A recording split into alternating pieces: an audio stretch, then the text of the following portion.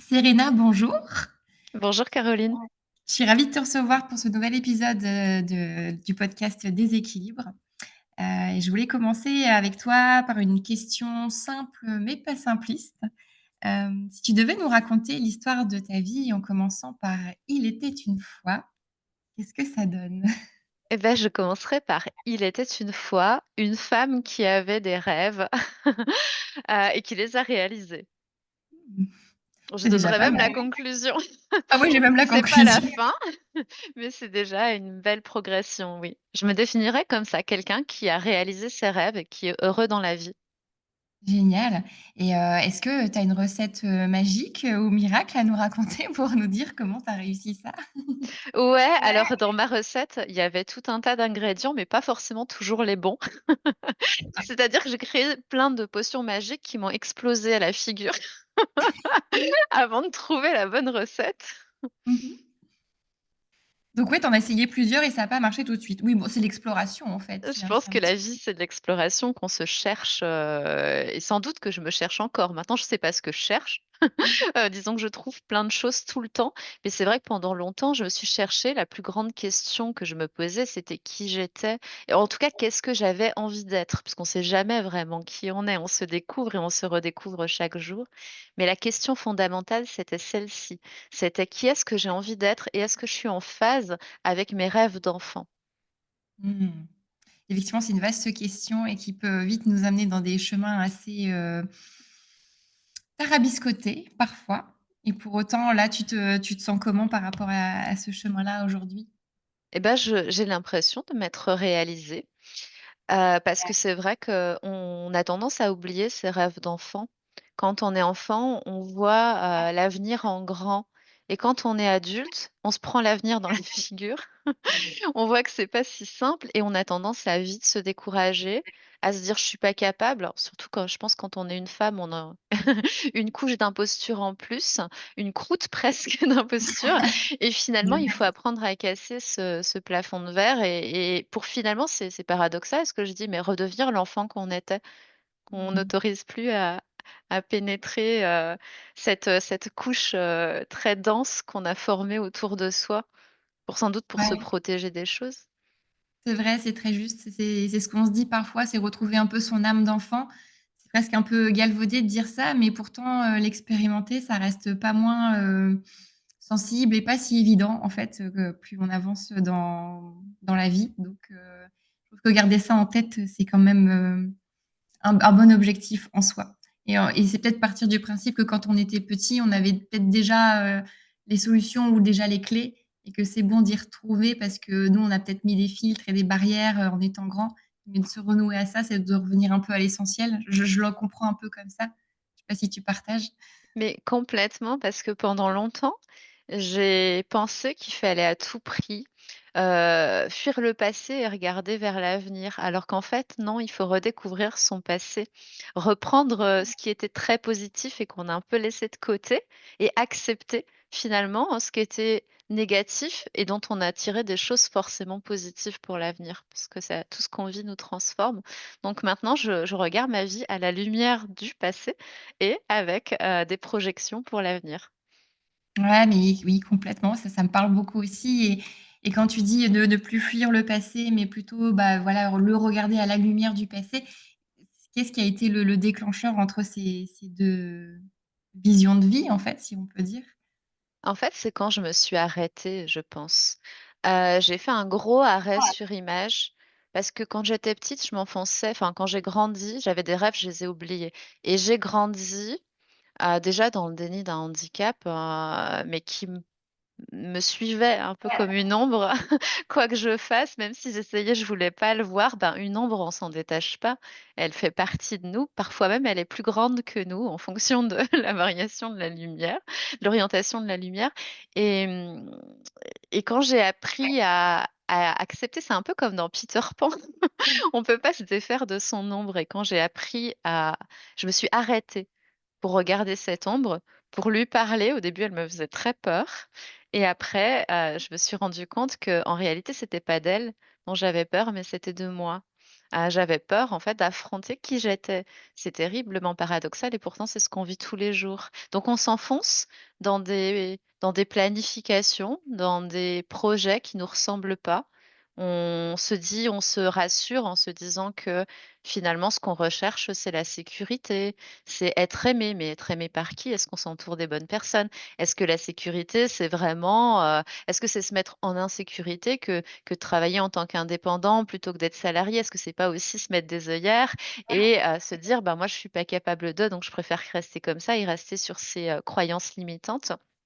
Et en fait, voilà, c'est vraiment tout ça, que j'ai appris, et je pense qu'il y a pas d'ingrédients, il y a juste, il y a pas de mauvais ingrédients, il faut accepter tous les ingrédients, il faut tester, sans cesse tester, se re-questionner, mais il faut pas rester par contre fermé. Si on sent un malaise quelque part et qu'on se sent pas tout à fait à sa place, et ben, c'est qu'il y a lieu de se la poser cette question et de se faire confiance et se dire: «Ben, je suis peut-être pas à ma place si je me demande si je le suis».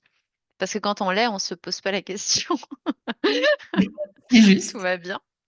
C'est juste et en même temps, cette place, elle évolue, elle bouge, elle est pas figée non plus et ce questionnement, cette exploration, les potions magiques un petit peu qui voilà, qui explosent à la figure ou qui fonctionnent parfois. Je trouve que c'est une belle métaphore, de la vie, donc ça, j'aime beaucoup ça et puis aussi, l'image de l'ombre, en fait, avec laquelle on ne peut pas se détacher et des fois, elle est plus grande que nous. Voilà, je pense qu'avec ces 2 images-là, on a quand même un beau concept de la vie et d'évolution, et j'aime beaucoup les images. Tu parlais de handicap, tout à l'heure. Alors, moi, je sais que tu vis avec, un TDI. Est-ce que, tu peux nous expliquer avec tes mots ce que c'est et ce que ça représente, pour toi? Et si c'était bien ça dont tu faisais, allusion quand tu Alors, je vais mentionnais le handicap? l'expliquer avec mes mots justement parce que on entend un peu tout et même le terme handicap, est à connotation négative alors qu'en réalité, il y a pas une seule personne sur terre qui n'a pas de handicap. Parce qu'on parle de handicap physique, on parle de handicap mental, mais on parle aussi de handicap social, on parle, de handicap d'origine. On parle de toutes ces choses finalement qui font que si on s'arrête à elles, on peut vite être limité dans la vie. Il y a des handicaps, des maladies qui sont des handicaps, on ne peut pas se cacher, une maladie est une maladie, on a besoin d'un traitement. Il y a aussi des handicaps qui ne sont pas des maladies, mais on a vite fait d'utiliser des termes, qu'on connaît pour qualifier ce qu'on ne connaît pas. C'est problématique. Par exemple, les troubles de santé mentaux, on a certains qui vont dire ce sont des maladies. Non, pas toutes en réalité. Déjà, un trouble est un trouble. C'est quoi un trouble? Pour moi, j'aime bien ce nom, puisqu'en fait, un trouble, c'est troublant. C'est ça, en fait. C'est quelque chose, on a un regard sur soi, un regard sur le monde qui est troublant pour soi-même, qui est du coup troublant pour les autres, vu que le schéma de pensée n'est pas le même. Donc, trouble dissociatif de l'identité, c'est d'abord un trouble de santé mentale et avant cela, c'est d'abord un trouble. La dissociation, c'est quoi? Je Décortique, cher. décortique parce que c'est important de bien comprendre le concept pour pas tout mélanger et partir dans des, élucubrations bizarres. Hem, un trouble, c'est quelque chose qu'on ne comprend pas, à premier abord et qu'il y a lieu de que c'est on dit nager en eau trouble, par exemple. C'est difficile de se repérer avec un trouble. La dissociation, c'est une séparation. On parle souvent de dissociation corporelle, dissocier le corps et l'esprit. Tout le monde, là aussi, avait déjà vécu des expériences de dissociation. On peut aussi parler de micro-dissociation. Par exemple, quand on vit quelque chose de difficile, on est dans une scène, on n'a pas envie de s'y trouver, on part dans ses pensées et ça nous permet finalement de... C'est comme si on n'était pas là et comme si tout se passait sans nous. Ça arrive à tout le monde et parfois même dans au travail, ça peut être par exemple dans une réunion un peu enquiquinante. J'ai des témoignages aussi de personnes qui n'ont pas de TDI et qui m'ont déjà dit: «Ben, ouais, moi, ça m'est déjà arrivé d'avoir loupé toute la réunion parce que j'étais ailleurs». C'est une Ça me parle. expérience de dissociation. La dissociation, elle arrive comment? Pour des personnes qui, le vivent vraiment au quotidien parce qu'il y a ces expériences qu'on a de temps en temps, mais il faut savoir qu'il y a des personnes qui vivent en permanence l'expérience de dissociation. C'est-à-dire que pour moi, toutes les scènes de ma vie ressemblent à ces micro-dissociations que tout le monde connaît. Donc sans cesse, je suis obligée de me de m'ancrer, de malaxer des objets, de me forcer à me dire que ce bureau est bien un bureau, que mon corps est bien là, ancré et que mon esprit est dedans, que tout va bien aussi, de me remettre en sécurité. Donc ça, c'est la dissociation, voilà, telle qu'elle est au quotidien. Pour une personne TDI, elle survient souvent dans l'enfance parce que les enfants qui vivent des traumatismes forts, eh bien, bah, comme l'adulte d'aujourd'hui qui est en réunion, l'enfant, plus dramatique pour lui, subit des coups, des violences, parfois de l'inceste, il va s'enfuir dans sa tête et il trouve et quand ces actions de violence, voire de torture sont répétées, eh bien, pour l'enfant, c'est vachement plus sécurisant d'être dans sa tête que dehors. Donc qu'est-ce qui se passe? Il a plus envie d'aller dehors, voir ces adultes qui lui font du mal et on peut pas lui en vouloir. J'en ai presque les larmes aux yeux quand j'en parle parce que ça touche tellement d'enfants en réalité. Là, je parle pas de mon histoire, je parle vraiment de, ben, toutes ces violences, qu'on fait subir aux enfants et qui devraient pas exister et donc un enfant quand il vit ça, on on peut pas lui en vouloir de s'en aller. Au contraire, on devrait en vouloir aux adultes de rester dans cette situation. Donc c'est injuste quelque part. On peut le prendre comme ça parce que l'adulte reste, ancré, tandis que c'est l'enfant qui doit s'échapper et s'enfuir alors que c'est lui qui subit les violences.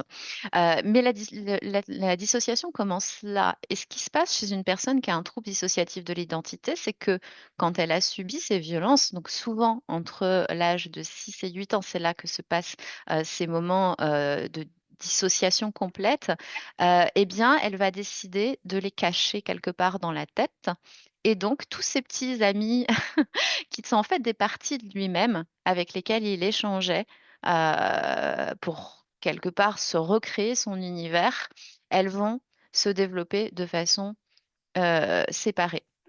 Et tous ces personnages, on les a chacun au fond de soi, encore une fois. Par exemple, une personne qui n'a pas de TDI, elle aussi a plusieurs personnages. Elle a son personnage social, celui qui va lui permettre d'être bien avec ses amis.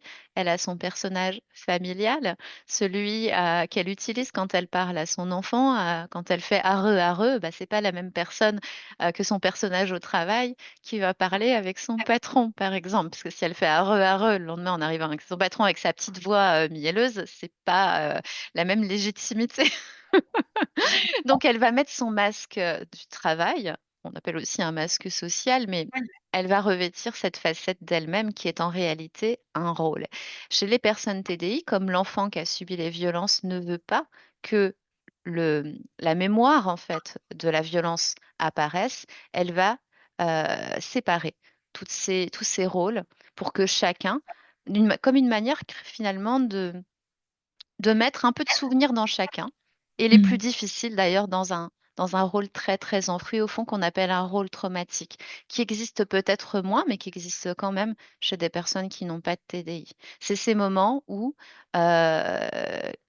où les personnes, TDI ou pas, vont se sentir très mal et vont plus être maîtresses de leurs émotions. On a tous même toi, les auditeurs, tout le monde vit des moments, de crise émotionnelle où d'un seul coup, on comprend pas pourquoi, on a envie de s'arracher les cheveux, on commence à pleurer, on voudrait mettre un terme à cette souffrance qui nous ronge. Tout tourne en boucle dans la tête comme un vieux film, à qui repasse, inlassablement jusqu'à ce qu'à un moment donné, on ait tellement pleuré que on finisse par se demander ce qu'on fait là et pourquoi on s'est mis dans cet état, comme si c'était quelqu'un d'autre qui avait Mmh. vécu la scène à notre place. Donc ça, voilà, chez une personne TDI, ben, elle a un rôle complet qui vit tout ça, donc peut-être plus fréquemment qu'une personne qui n'a pas de TDI. Donc ça arrive très souvent et notamment dans les moments, si le corps continue à subir, des violences, des traumatismes ou si l'esprit, ce qu'on appelle la violence psychologique, subit aussi des traumatismes, eh bien, en fait, ces symptômes, parce que ça, ce sont des symptômes réellement, peuvent même devenir une maladie. C'est là qu'il faut faire la différence entre trouble et maladie. La maladie, c'est quoi? C'est par exemple quand une personne est trop engluée dans ses crises, n'arrive pas à maîtriser, bah, elle va peut-être souffrir aussi d'addiction parce qu'il faut taire les crises et cetera. Tout ça, ce sont les symptômes du trouble dissociatif, parce qu'il nous fait voir une vision un peu différente, c'est pas toujours évident, mais ces symptômes, ils sont accentués par des contextes, de difficultés par des problèmes de stabilité émotionnelle et des contextes d'insécurité. C'est ça, en fait, qui génère les maladies. Donc non, un TDI n'est pas une maladie. Un trouble dissociatif de l'identité, c'est un trouble. Pourquoi on parle d'identité? Eh bien, parce qu'en fait, on a tous une identité, enfin, la plupart des gens ont une seule identité qui, leur permet de connecter les différentes scènes de leur journée. Il faut voir ça comme une pièce de théâtre. Dans une pièce de théâtre, vous avez, scène 1, scène 2, scène 3, scène 4, acte 1, acte 2, acte eh bien, pour les personnes qui n'ont pas de TDI, tout s'enchaîne beaucoup plus facilement. Il y a des petites pertes de mémoire, des micros oublis, mais on passe facilement d'un rôle à l'autre sans avoir oublié, qui l'on était précédemment. Bah, comme nous, on a séparé, les personnes qui ont des TDI ont tout séparé dans leur tête, eh bien la mémoire ne passe pas, donc les souvenirs sont coupés. Ce qui fait que si tu me demandes, par exemple à moi, ce que j'ai fait hier, je vais dire: «Attends, je regarde, je vais ouvrir mon agenda, je vais regarder mon fil d'échange, mon historique WhatsApp, comme ça pour essayer de faire remonter le souvenir d'avec qui j'ai discuté. Est-ce que j'ai travaillé hier? Qu'est-ce que j'ai mangé? Est-ce que mon conjoint était à la maison? Tout ça, en fait, je l'oublie. Et de temps en temps, ça revient. Il y a des flashbacks qui vont revenir et tiens, je me souviens d'il y a 3 jours que j'avais fait ça, comme si c'était quelqu'un d'autre qui l'avait fait, que je me repassais les scènes d'un film. Et ça m'empêche absolument pas de vivre. Je suis complètement OK avec ça. Il faut juste un Oui, agenda du coup, il faut un agenda, c'est ça, OK. un agenda bien rempli. Parce que qu'est-ce qui se passe dans ces moments, alors déjà, merci pour cette explication que je trouve, limpide, claire et je pense que le parallèle que tu fais avec, tout un chacun, je veux dire en dehors, de ce trouble-là, c'est on peut se mettre un peu dans les chaussures et ça nous aide bien à nous projeter et à comprendre donc enfin, merci pour ta pédagogie et cette, limpidité. Heu et quand tu parles un peu de, bah, d'absence, tu dis: «Je dois regarder mon WhatsApp». Qu'est-ce qui se passe dans ces moments-là? Parce que, du coup, je sais qu'il y a une notion d'alter aussi, qui fait que voilà. Est-ce que tu peux nous expliquer un petit peu comment ça fonctionne, dans les faits? Et voilà, un peu plus en détail peut-être? Oui, et bien en fait, c'est comme si ta vie, tu la vivais avec quelqu'un qui habitait ton corps juste avant toi, si tu veux. Il faut que tu te mettes Mmh. vraiment dans une situation, je dis «tu», mais je m'adresse à tous les auditeurs. Tu imagines que, d'un seul coup, tu es en train de travailler, tu récupères, un peu ta lu enfin, pas ta lucidité parce que tu étais toujours lucide, mais tu prends ton corps après quelqu'un d'autre. Mais une personne qui, comme toi, qui est dans la vie, qui travaille, tu tombes pas, tu viens pas remplacer un psychopathe ou je ne sais quel, parce qu'il y a beaucoup de C'est chouette. stigmatisation, donc il faut le Mmh. dire. Non, non, en fait, c'est comme si, bah, tu vois, toi, tu étais passé avant moi et tu avais ouvert un dossier et moi, je me dis: «Ah mince, sur quoi est-ce que j'étais en train de travailler du coup?» puisque c'est pas moi qui ai créé le dossier, tu Mmh vois? mh. Et donc dans ma vie, c'est tout le temps comme ça et parfois, j'ai des besoins aussi parce que je sais que, d'autres parties de moi ont leurs besoins. Donc plus tu connais, les personnes avec qui tu es obligé, de concilier et bien, plus ta vie, elle peut être, stabilisée parce que du coup, tu vas répondre aux différents besoins que tu as. La problématique, c'est que toi, tu as des goûts, hem, uniques, c'est les tiens. Tu as tes goûts cinématographiques, tes goûts alimentaires, tu as tes loisirs, tes préférences et bien moi, je dois jongler avec d'autres parties de moi qui ont pas forcément les mêmes loisirs, ni les mêmes goûts, ni les mêmes préférences que moi. Donc il faut que j'accepte, par exemple, moi qui ai jamais envie d'aller courir, ben, je sais qu'il y a une partie de moi qui aime bien faire du jogging et ben, je vais prévoir des créneaux dans l'agenda où je vais écrire jogging, mettre mes baskets et je sais qu'au moment où je vais mettre mes baskets, il va y avoir un déclencheur psychologique qui va faire changer et venir cette personne. Et moi, je ressens pas ce que je parce que je me souviendrai pas de cette séance de jogging. On pourrait se dire: «Elle a aucun intérêt à le faire», mais ça s'appellerait de l'égoïsme.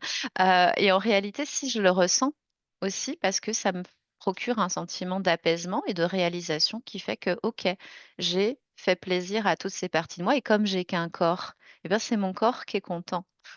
Mais c'est ça. Lui, il en tire les bénéfices et finalement voilà, OK. C'est un C'est ça. jonglage un petit peu Parce entre les que besoins.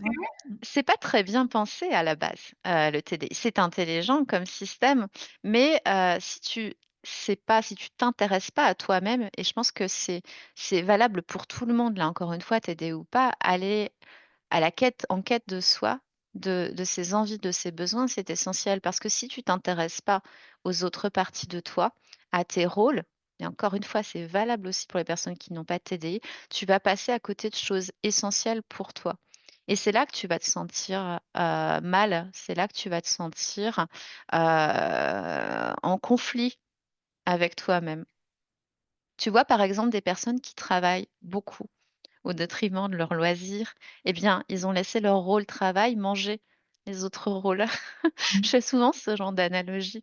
Chez nous, en tant que personne TDI, c'est empêcher carrément une partie de toi de vivre, donc c'est c'est presque, plus cruel encore.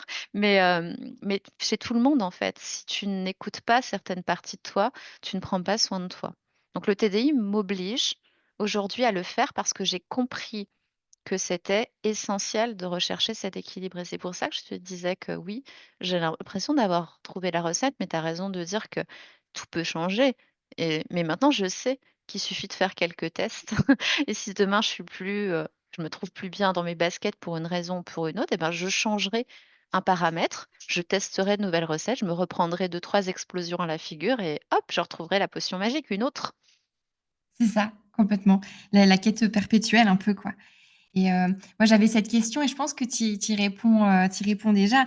C'est, en quoi le fait de vivre, bah, avec ce TDI, ça t'a permis de faire émerger une force, que tu n'imaginais pas ou voilà, c'est en quoi ça t'est utile finalement et par rapport à peut-être une personne qui ne l'aurait pas? Ouais, parce que dans la vie, on nous dit souvent les gens sont p jamais à court de reproches et c'est pas par méchanceté. Non, moi, je suis peut-être un peu naïve, mais j'aime bien avoir cette vision naïve de l'humanité, de me dire que les gens sont jamais méchants par nature. Heu, mais c'est vrai qu'on a vite fait de classer quelqu'un par rapport à son propre schéma de fonctionnement. Parce que, par exemple, moi, j'ai souvent entendu et je l'entends encore aujourd'hui, des gens qui s'agacent, parce que je fais plein de trucs et qui se disent: «Mais en fait, elle vit pas, parce qu'elle est tout le temps en train de faire quelque chose». Bah, au contraire, je trouve c'est ma façon de vivre, en fait et on a toujours tendance à catégoriser les gens, à dire: «Ils sont hyperactifs». Lui, il est mais pourquoi, en fait, déjà hyperactif, ça veut dire quoi? Ça veut dire qu'il y a des hypoactifs, c'est ça? Et qu'il y a des actifs, normaux? C'est quoi le où est-ce qu'il faut faire la part? Non, tu peux très bien prendre soin de toi en ayant une activité et un agenda bien rempli. Si dans ton agenda, tu as mis 1 heure de piano et 1 heure de yoga ou de méditation spirituelle, en quoi, en fait, tu serais, plus hyperactif qu'un autre? Tu as juste organisé tes activités autrement et moi, pendant longtemps, j'entendais cette critique de dire: «Mais tu vas en faire trop, tu vas te blesser, tu te ménages pas» et moi, je comprenais pas. Ou arrête de penser, pose-toi, dire arrête de penser à quelqu'un qui a un TDI et qui converse sans arrêt avec les parties de lui-même pour essayer de retrouver ce qui s'est passé dans l'heure ou dans les jours passés, bah, c'est impossible. Donc moi, je comprenais pas. Je me sentais bête devant les gens qui me disaient ça. Je me demandais pas, qu'est-ce qu'il faut que je fasse pour faire ce qu'il me dit de faire? Je me disais juste: «Mais qu'est-ce que je dois lui répondre?» Ouais, Parce bah, qu'en vérité, il y a rien à répondre. Chacun est comme il est, quoi et chacun fonctionne, comme il fonctionne, mais c'est vrai que c'est naturel d'avoir tendance à toujours vouloir alerter les gens, sur les propres peurs que l'on a. Donc c'est le ça. TDI, par rapport à ça, eh bien, j'ai compris qu'en fait, j'avais plusieurs rôles peut-être plus importants que les autres, mais que les autres les ont aussi et qu'il fallait que je respecte ces rôles et donc que mon hyperactivité, par exemple, elle était légitime. Ça, c'est quelque chose et maintenant, bah, quand on me dit, quand je reçois un message négatif: «Oh, il y en a marre celle-là de la voir, tout le temps, elle est toujours en train de faire des trucs, elle se repose jamais», ben, ou elle a pas de loisirs. Ouais, hier soir, j'ai passé 2 heures à regarder The Manifest entre 23 heures et 1 heure du matin. Je suis comme tout le monde, je veux dire. C'est pas parce que, je travaille, je fais plein de trucs, j'ai plusieurs métiers, c'est pas parce que, je fais du sport et que je fais de la musique qu'à côté, je vais pas manger, dormir, regarder Netflix, je Tu es suis humaine en humaine fait, après hein, tout et donc le TDI m'a appris à ça peut paraître paradoxal, mais en fait, le TDI m'a fait comprendre que j'étais normale. que tu étais comme tout le monde finalement avec Oui, parce que si on écoute les gens, il y a toujours une raison de pas être normal. oui, bah, non, mais c'est ça. «Mais comment tu as pu faire ça? Mais tu es folle!» Ben, on a été fous des millions de fois, hein, à entendre, les autres. Mais complètement et je pense que ce qui est clé et ce que tu dis, c'est, bah, la connaissance, de soi, de comprendre ce qui est important pour toi, ce qui te fait plaisir, qui tu es, ce que tu as envie d'être et tant que tu es aligné avec ça, j'ai envie de dire, c'est toi qui navigue et qui a le gouvernail dans les mains, quoi. Quand j'étais ado, j'ai un professeur de ah non, j'étais pas ado, j'étais jeune adulte. J'ai un professeur d'économie qui m'a fait passer un concours d'éloquence, et le thème de ce concours, comme quoi il y a pas de hasard, c'était une phrase de François de La Rochefoucauld qui disait: «Qui vit sans folie n'est pas si sage qu'il croit». Et j'ai jamais oublié cette expérience sur scène sur cette thématique philosophique parce qu'en effet, heu, il vaut moi, je me méfierais plus aujourd'hui de quelqu'un qui me dit: «Non mais moi j'ai pas de problème, je suis normal», que quelqu'un qui me dit: «Je suis un peu perché». Bah, moi j'irais plus vers la personne qui est perchée parce que je trouverais ça louche que la personne elle se trouve aucun aucun défaut, aucune Mmh mh. faille. Je me dirais, je pense que s'il y a un danger là dans les c'est plutôt là. Je te rejoins sur cette analyse. Ça peut paraître un peu à contre-courant, mais je pense que l'expérience prouve avec le temps que oui, que j'aurais fait le même pari que toi. Mmh. Si on rétropédale un petit peu, dans le temps, à quel moment, tu t'as découvert, ce délit? Est-ce que c'est quelque chose que tu as toujours su qui était là, que tu as découvert à un moment? Comment ça se passe? En Tu sais, réalité, je l'ai redécouvert parce OK. que, quand j'étais enfant, je le savais puisque, c'est arrivé le jour où je subissais des violences et un jour mon père a poignardé ma mère. J'avais 8 ans, j'étais là, je suis sortie prévenir les secours, donc c'est assez violent quand on vit une situation comme celle-là. C'est ça qui aurait provoqué le TD. Je dis bien qui aurait, parce Mmh. que on peut pas tracer en réalité l'origine. Est-ce que c'est arrivé avant, au début des violences intrafamiliales ou est-ce que c'est arrivé à ce moment vraiment, au point culminant de la violence? Je sais pas, peut-être que d'ailleurs c'était déjà là avant et quand j'étais petite, mais je l'ai appris bien plus tard parce que c'est des choses dont on ne parle pas forcément dans les familles, surtout que moi je viens d'un contexte social économique, assez difficile où, voilà, ma famille était très pauvre, mon père était analphabète illettré, schizophrène, paranoïde, enfin, le contexte, était pas propice. C'est pas des familles dans lesquelles on échange. Mmh. Après quand ma mère s'en est sortie, parce qu'elle a survécu, ses objectifs de vie, c'était la survie. C'était pas d'échanger avec ses enfants sur des thématiques philosophiques. C'était: «J'ai 3 enfants, je suis toute seule, je suis handicapée, de par ce qui m'est arrivé, comment je vais faire, pour élever mes 3 enfants et leur donner à Mmh. manger?» Donc bon, j'ai oublié la question du coup parce que tu vois? Oui, Là, oui, non, j'ai mais bien une sûr. perte de mémoire et je sais plus où on en était. Oui, oui, la question, c'était de savoir comment tu as su tu avais ce TDI, ce trouble-là? Comment tu t'en es rendu compte? Comment ça s'est, manifesté? Tu me dis c'était une redécouverte, tu le savais déjà? Et tu l'as Oui. redécouvert un peu plus tard? Oui. Oui, parce que du coup, ben, j'en parlais, puis ma maman, à chaque fois que j'en parlais, elle me disait: «On parle pas de ça», parce qu'elle avait connu mon père et mon père est schizophrène paranoïde. La schizophrénie et le TDI, c'est pas pareil. Schizophrène, en fait, il y a un truc, au niveau des neurones qui fonctionne pas bien et il y a des médicaments qui permettent de résoudre ça. D'ailleurs, les schizophrènes sont pas tous, des individus dangereux. Là aussi, il y a beaucoup de stigmas parce que, quand ils prennent leurs médicaments, déjà, ils font taire les hallucinations et c'est pas parce qu'ils ont des hallucinations qu'ils vont aller, le lendemain tuer quelqu'un. On entend un petit peu tout, parce que dès qu'il y a un cas et qu'il s'avère que, la personne en plus était schizophrène et c'est moi je suis bien placée pour le dire parce que mon père l'était. Mais mon père, il a grandi dans une famille, qui était maltraitante à la base et il a pas eu d'éducation et analphabète illettré. Donc je pense que déjà, ce qui fait que des personnes dérivent, c'est quand même le contexte et l'absence totale de main tendue. Mais c'est vrai aussi pour les personnes qui n'ont pas de troubles. Donc comment j'ai fini par le taire parce que, bah, ma maman me disait de ne pas en parler. À l'adolescence, j'en discutais dans un journal, une forme de journal intime, mais dont je transmettais les pages à une amie, au collège et puis au lycée, qui elle les a gardées, les a conservées pendant des années et me les a remises beaucoup plus tard. J'avais 27 ans quand elle m'a redonné ce classeur et sur ces fiches, en réalité, je suis en train de parler à mes différentes altères en m'adressant à elles nominativement, en racontant un peu, quelle est la vision, de chacune avec des écritures différentes, parfois en utilisant des couleurs différentes comme pour me distinguer en fonction de l'état d'esprit dans lequel je me trouve, si je suis plus sociale, si je suis plus travail, puisque c'était déjà là et ça apparaît clairement dans les lettres. Et puis, j'ai fait une tentative de suicide à l'âge de 15 ans qui m'a conduite à être internée en hôpital psychiatrique. La tentative de suicide était liée à un mal-être. C'était un mal-être qui était lié au rejet. Parce que comme je j'étais pas tout à fait comme les autres, déjà, j'étais pauvre et on me le faisait sentir dans l'école où j'étais, plus tard au collège. En plus, j'avais toujours l'impression d'être en analyse. Donc, il y a plein de choses que je comprenais pas, comme l'injustice humaine, comme la méchanceté, étant donné que je réfléchissais beaucoup et que je prenais de la hauteur et que les adolescents, ben, sont pas tous sympas, eh bien, je prenais encore plus à cœur, tout ce qui était, toxique dans mon environnement.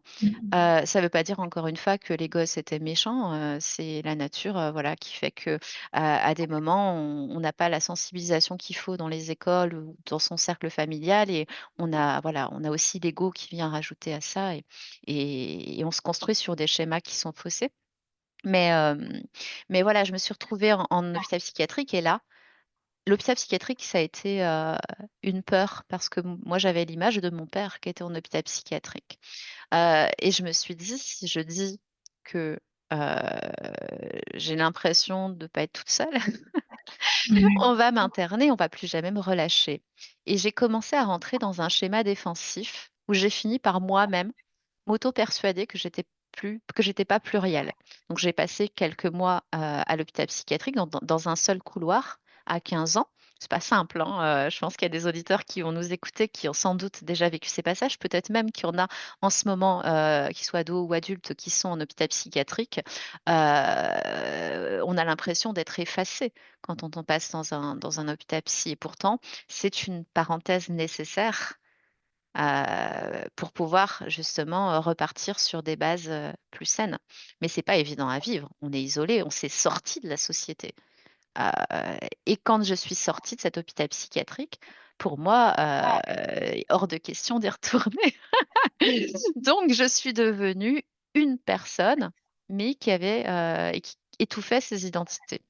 Et là, j'ai commencé à avoir un peu une vie un peu en dualité, avec une ou plusieurs parties de moi qui étaient tout le temps vers la lumière à chercher, le succès, c'était, les compétitions de gymnastique, c'était, les concours, de dictée, c'était les concours de mathématiques, c'était les échecs aussi, la philatélie. J'étais passionnée par la par les timbres à l'époque, alors aujourd'hui on connaît un petit peu moins ça.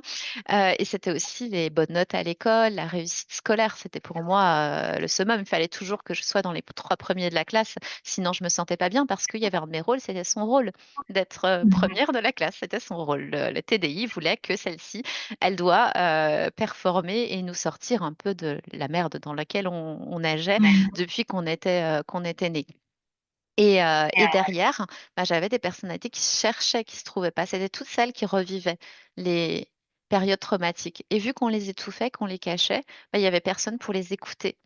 Donc, c'est comme n'importe quelle personne un peu laissée, en marge de la société, eh bien, tu vas avoir tendance à te réfugier dans les mauvaises fréquentations, dans les addictions et ce qui m'a sauvée, parce que j'aurais pu n'être que cette personne-là qui reproduit le schéma familial un peu destructeur qu'elle a vécu et en fait, non, ce qui me sauvait, c'était ces personnalités qui me tiraient vers la lumière.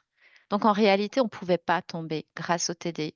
En tout cas, moi, c'est comme ça que je l'ai ressenti, c'est comme ça que je l'ai vécu. Je me suis dit: dans ma vie, j'ai eu cette chance d'avoir toutes ces capacités, tous ces talents sur lesquels on a misé finalement. Tout en au départ subissant, mes autres parties. C'est terrible de dire qu'on subir, c'est comme si on disait: «Oh, aujourd'hui, je subis un membre de ma famille,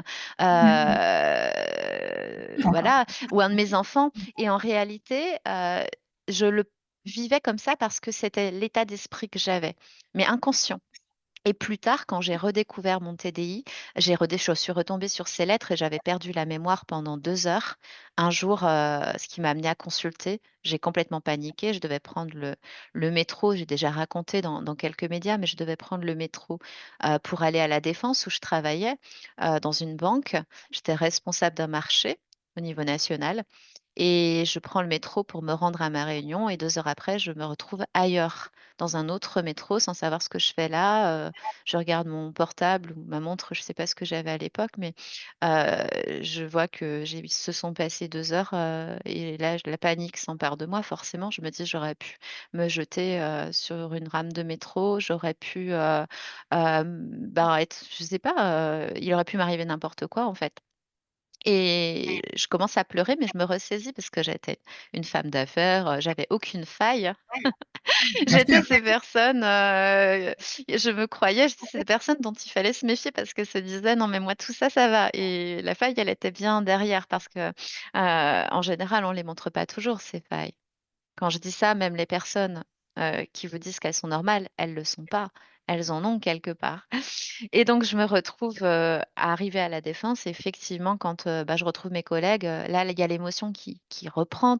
Tout ce que je contiens, on peut pas contenir une émotion qui est trop forte. Des fois, on essaye, on résiste, on se dit: «Allez, c'est bon, c'est bon, c'est bon», mais plus c'est bon et plus ça bout La cocotte et minute.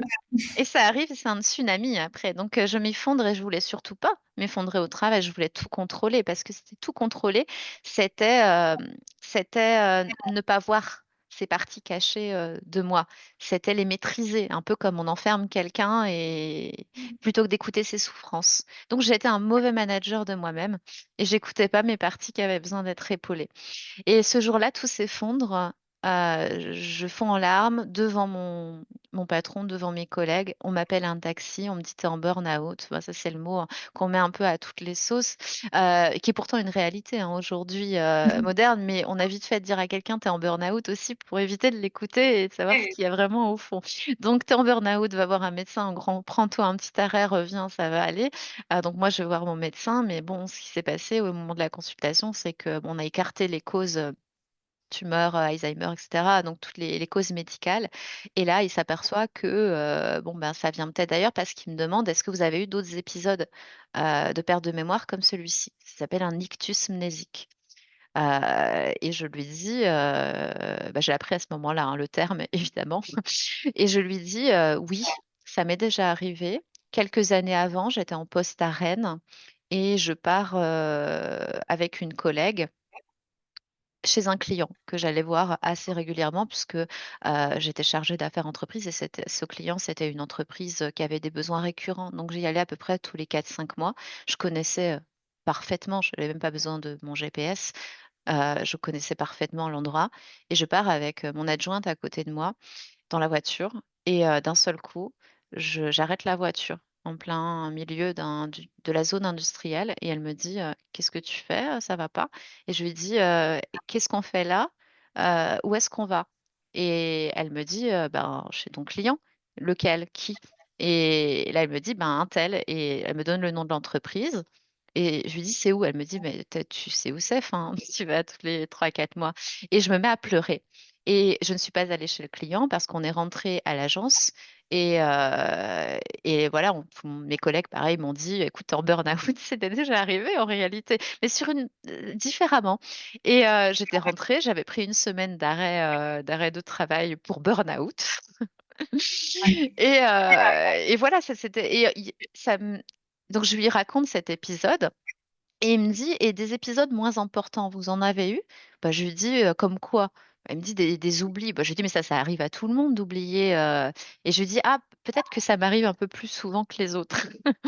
Et en réalité, oui, là, je commence à lui raconter qu'effectivement, des fois, j'oublie, que j'ai déjà fait les courses et je les refais. Donc, à l'époque, j'habitais, quand je suis allée consulter à l'âge de 35 ans ce médecin après cet épisode amnésique à La Défense, j'habitais à Paris. Donc, je me faisais livrer mes courses parce que j'avais beaucoup d'activités en lien avec mon hyperactivité. Pour faire un joke. Et du coup, bah, je me faisais livrer les courses parce que aussi, faut le dire, entre une séance de yoga, une séance d'écriture et les courses, ben, j'étais plus yoga écriture et j'avais pas envie d'aller au centre commercial. J'étais de ces gens-là. Voilà, on peut comprendre. Pas Et besoin de ça me justification, on passionne l'entend. pas d'aller choisir des patates et des carottes. Voilà, je préfère écrire un chapitre. Mais voilà, toujours est-il que à ce moment-là, je lui dis oui, oui, et j'ai déjà eu plusieurs choses comme ça où je fais 2 fois un virement j'avais un coach sportif à l'époque, ça m'arrivait de lui faire 2 fois, 3 fois le virement. Il me disait, mais tu l'as déjà fait, ah pardon. Donc il en avait marre de le refaire à chaque fois dans l'autre sens. Et je m'organisais pas parce que je le savais pas. Donc j'étais extrêmement désorganisée, sans comprendre, parce qu'à chaque fois que les gens me disaient, oh ben moi ça m'arrive pas parce que je fais ça, mais moi je faisais aussi. Mais en réalité, moi, j'avais besoin d'une surorganisation en lien avec cette dissociation, je ne savais pas. Et donc, le médecin me dit, bon, on va vous diriger vers un psychiatre. Et là, j'ai commencé déjà à paniquer, donc remise en question, pareil, les mêmes peurs de l'adolescence ont ressurgi. C'est pour ça que je parlais de l'ombre du passé tout à l'heure. En réalité, on a beau essayer de la fuir, elle est toujours là. Donc là, je voulais la cacher. J'avais mis un grand manteau blanc et là, bah, elle commence à sortir la tête et puis pouf, elle revient et elle redevient très grosse. Et je me dis, non, mais si je vais voir un psychiatre, on va m'interner. Enfin, des peurs totalement irrationnelles. Mais quelle peur ne l'est pas? Et voilà, et que je vais consulter un psychiatre. Et le diagnostic a été très long finalement. Parce qu'au départ, comme je racontais pas tout, encore une fois, par peur d'être découverte et aussi parce qu'il y avait des choses de mon passé dont j'avais honte. J'avais vécu beaucoup de souffrances et il y a des choses, des humiliations, des qu'on m'avait fait subir, j'avais honte d'en parler. Je pense qu'il y a beaucoup de gens qui vont se reconnaître, TD ou pas. Quand tu as vécu des choses difficiles, tu te sens sale. C'est presque un peu comme si c'était ta faute, tout ce qui t'était arrivé. Puis en plus, quand tu vis ce genre de violence, il faut savoir que les gens qui commettent ces violences, pour ne pas se faire repérer, vont utiliser des techniques de manipulation. Tu l'as cherché, c'est ta faute, la prochaine fois, fais attention, ça t'arrivera pas. J'aurais pas Oui, eu besoin de faire ça si, j'aurais pas eu besoin de faire ça si. C'est horrible parce qu'en plus, tu culpabilises de l'avoir forcé à faire ça. Le pauvre, oui. le pauvre ou la pauvre, tu vois, tu deviens toi-même le monstre. On fait aujourd'hui avec les gens qui subissent des violences, en fait, ont une image d'eux-mêmes qui est extrêmement dégradée. C'est difficile. Donc, je ne disais pas tout et j'ai dû dire peut-être, allez, un dixième de ce que je vivais. Les pensées multiples que j'expérimente tout le temps en permanence, je n'en ai pas parlé parce que je me suis dit, est-ce qu'il va pas faire un raccourci et dire que je suis schizophrène? Ça aurait été possible. J'ai rencontré des personnes qui ont des TDI, à qui on a donné des médicaments de traitement contre la schizophrénie alors qu'ils ont le même cerveau que toi, que n'importe qui n'a pas de trouble de santé mentale. Ils ont le même cerveau et on leur donne des médicaments qui vont en plus leur créer des troubles qu'ils n'ont pas. Les pauvres, tu vois, c'est Mmh. dramatique. Et t'imagines un adolescent ou un enfant qui va voir demain un psychiatre qui lui dit, bah écoute, tu prends ce médicament, t'es malade. Là, le pauvre ado qui va direct partir du principe qu'il est malade, il est déjà parti perdant dans la vie, hein. Il a aucune chance de s'en sortir. Donc au début, ça a été compliqué. Il y a eu des erreurs de diagnostic. J'ai refusé de prendre les médicaments, donc le psychiatre a refusé de me suivre, mais parce qu'il m'avait dit, je pense que vous avez un trouble de la personnalité limite. Je dis, si vous pensez que j'ai et que vous n'êtes pas sûr, je vais pas prendre vos médicaments quand même. J'étais pas tout à fait idiote. Et il m'a dit, puisque vous ne voulez pas coopérer, j'arrête de vous accompagner. Ça ne sert à rien de continuer. Je dis, OK, pas de problème, on arrête. Et puis après, j'ai mis un petit temps avant de reconnecter avec la psy. Donc, je suis retournée dans une petite période de déni de plusieurs mois et je suis par moi-même, un jour où je me sentais très mal, je suis allée voir un psychologue. Et c'est le psychologue, en réalité, qui m'a entendue, qui m'a mise en confiance et qui m'a poussée finalement à accepter de parler de ce que j'ai. Enfin, je me suis poussée à accepter, à en parler parce que je me sentais en sécurité avec lui. Bah, voilà. Parce qu'il allait pas me mettre des médicaments qui ne sont pas appropriés, donc il allait pas vouloir me droguer. Oui, donc de par son Donc rôle voilà, aussi de toute je me façon, voilà. sentais, je me sentais respectée en tant que personne humaine quoi, à qui on va pas faire, une piqûre ou mettre, voilà ou attacher avec une corde, voilà, j'avais envie d'être moi et donc il m'écoute et là il me dit: «Ce que vous avez vécu, c'est très lourd et ce que vous ressentez, c'est normal» et ça, en fait, ça a eu déjà l'effet d'un électrochoc. Quand je suis rentrée Oui, chez moi, j'ai commencé je me sentais déjà différente et dans les jours qui suivaient, j'ai commencé à plus observer mon environnement et au fil des consultations, il y avait un truc qui se produisait et je me suis rappelée de ces lettres. Bizarre, hein? C'est comme si, c'est presque magique. Tu as une petite voix qui dit: «Au fait», mais il y a peut-être d'ailleurs un rôle au fond de moi qui m'a dit: «Au fait, il y a un truc, faut que tu ailles voir» et je suis allée, rechercher ces lettres que cette amie qui avait conservé m'avait offertes un jour à 27 ans. J'ai rouvert le classeur et je les ai déroulées, hop, je les ai déroulées, tiens, c'est rigolo parce que je les avais pas préparées, tu vois? Mais en fait, toutes ces lettres, elles sont là. Elle m'a offert ce classeur, qui s'appelle Dossier compromettant. Alors toi, tu le vois, mais les auditeurs je ne sais pas s'ils le verront, si d'ailleurs si c'est en visio ça ou pas. dépend de la plateforme, ouais, ouais. D'accord, donc voilà, c'est ce classeur-là et dans ce classeur, en fait, tu as toute une série de lettres, hein, moi je ne sais pas si on voit bien, mais qui sont pas du tout écrites de la même manière et qui pourtant ont un jour, parfois, de décalage, tu vois? Et qui sont écrites de différentes couleurs avec des signatures. Donc là, c'est la signature ici, c'est Diedi. D'ailleurs, il y en a 2. Il y a une autre signature de Lydie qui est mon prénom d'origine et voilà et on signait toutes avec des prénoms, différents déjà à l'époque. Hop, tu vois là, c'est encore un autre style en noir Mais oui, et toujours signé donc les lettres sont adressées à Héloïse, qui était mon amie d'enfance, mais pour autant, elles sont signées et c'est comme si elles s'adressaient, tu vois? Là, il y en a 2 qui ont co-signé sur la lettre. Je sais oui, pas si tu vois bien ou si je suis à l'endroit à l'envers. Là, voilà, ici. Tu as 2 signatures, Didier et Alexia ouais, sur celle-ci. Donc voilà, voilà, voilà et donc 40, je suis fière parce qu'en fait, c'est un petit peu comme si tu retrouvais des photos de famille, sauf que la famille, c'est toi. Tu es une famille à toi tout seul, tu retrouves toutes tes lettres, donc de toutes tes lettres de famille et là, tu vois ce qui est raconté et ça te permet de mieux comprendre les choses. OK, je ressens ça parce qu'en fait, je suis découpée. Je suis un puzzle. Je suis pas un monstre, hein, je suis la même personne que tout le monde, sauf que, bah, moi, je suis en puzzle. Donc, si je veux comprendre les choses, je suis obligée d'aller chercher mes indices vu que ma mémoire, elle est fragmentée pour comprendre tout ça. Et c'est comme ça que je l'ai découvert. Et sur le coup, évidemment, ben, c'est un choc. Tu as envie, il te passe l'idée quand même du suicide, parce qu'en plus, j'avais déjà des idées. Faut que je fasse attention, parce que j'ai déjà eu ce genre d'idée par le passé. Mais donc, en une fraction de seconde, il y a une idée qui. Mais attends, est-ce que tu peux vivre? Mais oui, après, j'ai chassé cette idée aussi vite qu'elle est venue en me disant, ben, pourquoi je pourrais pas, si jusqu'aujourd'hui, ça m'a pas empêché de vivre et d'accéder de faire des études, d'avoir une carrière exemplaire, mmh. même d'avoir des vies de couple, même si bon, elles ont jamais duré longtemps jusque-là. Parce qu'encore une fois, je le savais pas quand tu vis avec une personne TDI. Bah, des fois, c'est un peu compliqué parce que tu es face à une personne qui va changer de goût et d'avis tout le temps. Donc, ouais, ça crée des petites Oui, incompréhensions. Mais voilà, ça s'est vraiment révélé à ce moment-là.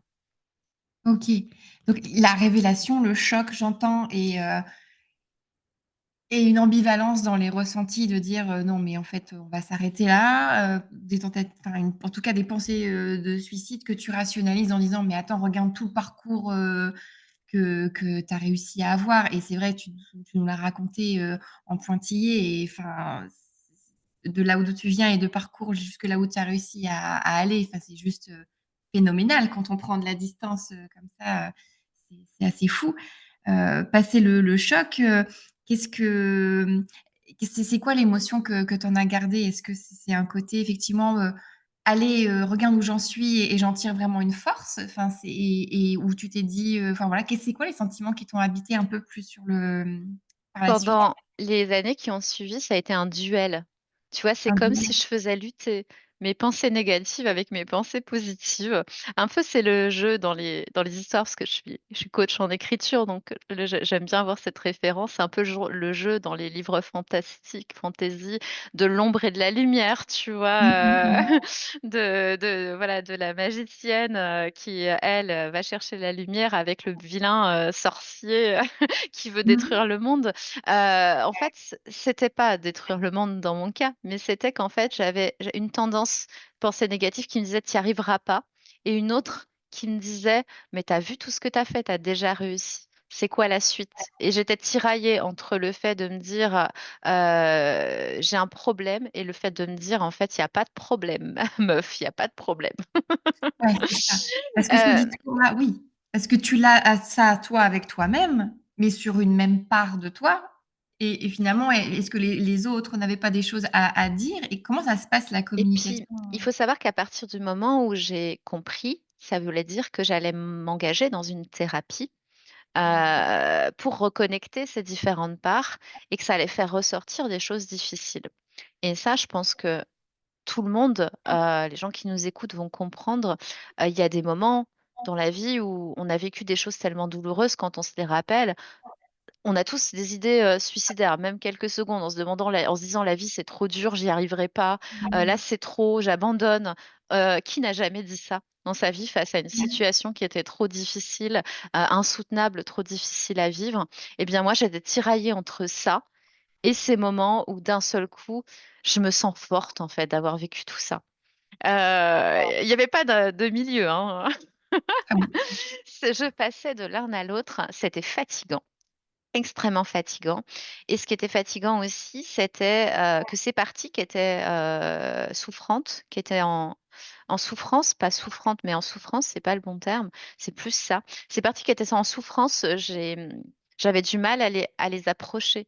Mais c'est normal parce qu'elles avaient pas envie, de contaminer, la lumière. Donc en fait, ce duel, il existait parce que c'était nécessaire de couper. Donc il fallait que je comprenne pourquoi j'étais parfois en souffrance, donc que j'aille déterrer la souffrance. Et je me souviens qu'un psychologue, d'ailleurs c'était un psychiatre un peu plus tard, m'a dit un jour, vous verrez, à un moment donné, il va falloir accepter de casser vos barrières. Il parlait d'un château, il m'a dit, il faut accepter de casser le château fort, donc de détruire le château fort qui vous entoure. Et il m'a dit, ça va être extrêmement difficile pour vous. Et oui, c'est dur. Quand on fait ressortir des trucs, puis on les vit deux fois, ça y est, on les revit. On n'avait pas envie de les revivre, mais on est obligé de repasser par là. Donc c'est un côté un peu masochiste, la thérapie, mais en fait c'est un masochisme nécessaire. Enfin, c'est même un sadomasochisme. On est les deux en même temps. On est à la fois son Ouais, propre finalement. bourreau et la victime de son bourreau. C'est marrant, hein. Et en fait, c'est nécessaire. Parce qu'une fois que tu as vécu deux fois cette douleur, c'est comme si la deuxième, elle annulait la première. Ouh, tu te sens libéré. Ouais. Parce que tu l'as expérimenté, c'est le regard que tu en tires aujourd'hui? Oui, ouais, ouais, ouais, ouais, ouais. Aujourd'hui, je j'ai pas l'impression. Je suis toujours en progrès, hein, le développement personnel, ça fait partie de ma vie. J'ai pas l'impression de suivre une thérapie quand je vais voir mon psychologue. D'ailleurs, je l'appelle pas psychologue, je l'appelle coach mental. Parce que réfléchir sur ses réactions, réfléchir sur sa manière d'agir, sur sa manière de voir les choses, eh bien, c'est sain. C'est extrêmement sain au quotidien. Ça nous permet de progresser, d'avancer. Des erreurs, j'en fais tous les jours. Des fois, je m'adresse mal à une personne, j'ai pas les bons mots, ou alors je réagis sur le moment de l'instant, peut-être avec trop de colère ou trop d'émotion, ou même des fois trop de tristesse. Des fois, je dépasse les bornes entre le professionnel et le privé. Eh bien, c'est à moi d'aller voir la personne en question et de lui dire, écoute, à ce moment-là, j'étais en colère et j'aurais jamais dû réagir comme ça. J'en suis désolée, mais très vite. Et ça, en fait, j'apprends à le faire parce que cette thérapie que je fais et cette acceptation de moi-même, elle m'a permis de comprendre que le problème, certes, ça peut être les autres. On dit toujours le problème, c'est les autres, c'est pas toi. Mais le problème, c'est aussi toi.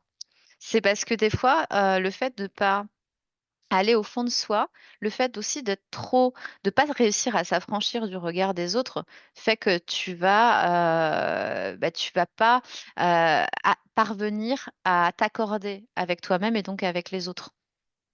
Mmh. Mais ça, c'est sûr et c'est vrai que cette citation, là, je trouve assez limitante de dire, voilà, enfin, le problème, c'est les autres. Enfin, c'est se déresponsabiliser de C'est l'impact qu'on ça. peut avoir et enfin, faut être 2 pour s'engueuler, par exemple. Je pense que dans la vie, enfin, on est dans une forme de responsabilité partagée. Tout ce qu'on Mmh. fait, qu'il en est, mon TDI, c'est une responsabilité partagée avec mes proches, de leur expliquer ce que j'attends, comment je fonctionne. Parce que s'ils savent pas, ils peuvent pas, comprendre, s'adapter, accepter. Et d'un autre côté, c'est pas parce que j'ai un TDI qu'il faut tout accepter non plus. Faut faire la part Mmh. des choses. Moi, des fois, mon conjoint, il me dit: non, bah, là, fais un effort.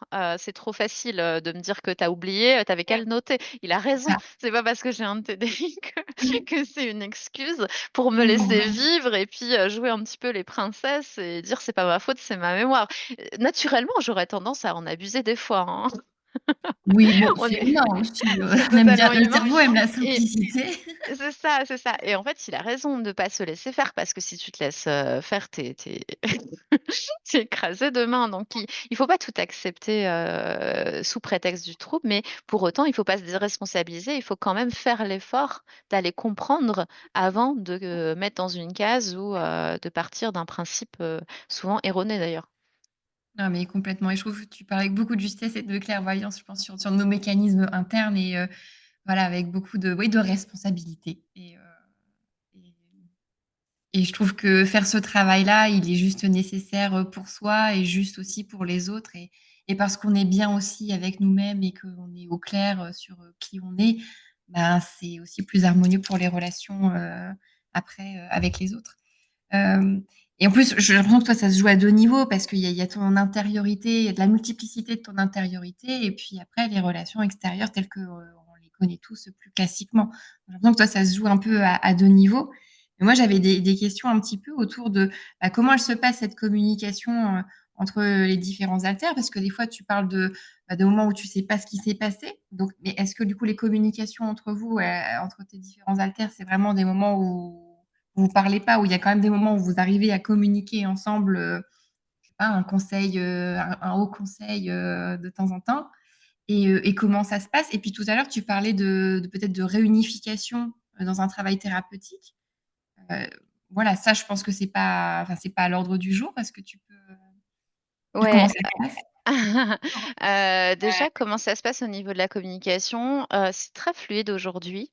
Bon, il y a des fois, les souvenirs passent pas et quand il y a des messages qui passent pas, j'arrive aujourd'hui avec les matériels technologiques, Ah ouais. voilà, je vais relire un peu mes échanges. J'ai un agenda qui est très, très organisé, où tout est noté. Il y a un côté privé, un côté professionnel. Des fois, j'ai tendance un peu à mettre de côté des choses, médicales parce que, comme les identités sont vraiment dans leur rôle, elles sont dans leur mission. Si tu veux, je vais privilégier tout ce qui est stimulant, intellectuel, plaisant, au détriment de tout ce qui est corvéable et bah, parfois, bah, là, c'est là que tes proches, ils t'aident parce que mon conjoint, il va venir tout à l'heure, ce matin, il me dit: «Est-ce que tu as pris ton rendez-vous chez le kiné?» parce que je me suis blessée en faisant de la course à pied, en lien avec, une de mes identités qui n'a pas conscience de l'âge et du corps, mais peu importe. Puisqu'elle a pas le même âge que Je toi? suis blessée tous les 6 mois, donc là, je dois faire des séances de kinésithérapie et il me dit: «Est-ce que tu as pris ta séance?» alors que je suis allée consulter en juin et je lui dis: «Attends, non, non, je suis en train de faire, tel et tel truc». Il me dit: «Non, mais stop là, là, tu arrêtes et ta priorité, c'est ta santé». Donc il me rappelle aussi parce que ça peut paraître bizarre, mais je pense que pour des personnes qui ont d'autres troubles, peut-être HPI, TDAH, peut-être qu'elles vont s'y retrouver. Tu vas privilégier vraiment et là aussi on peut comprendre, hein, les activités créatives sur lesquelles tu as envie de porter ton attention.